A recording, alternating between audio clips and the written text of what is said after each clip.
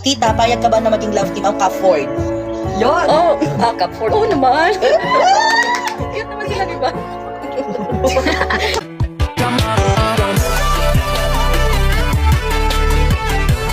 Napapanood niyo po ba ang mga videos edit ng Cap4?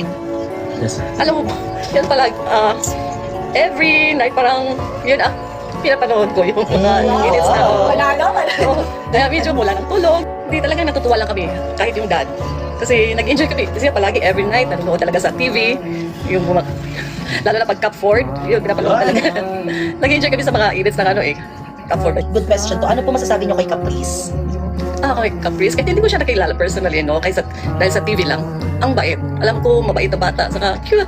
Maganda. Saka charming. Pinapalaki ng maganda ng parents. Kaya, Guys, andyan si Tita. thank you, Magbagsak na kayo. Cap4. Maraming salamat talaga sa'yo.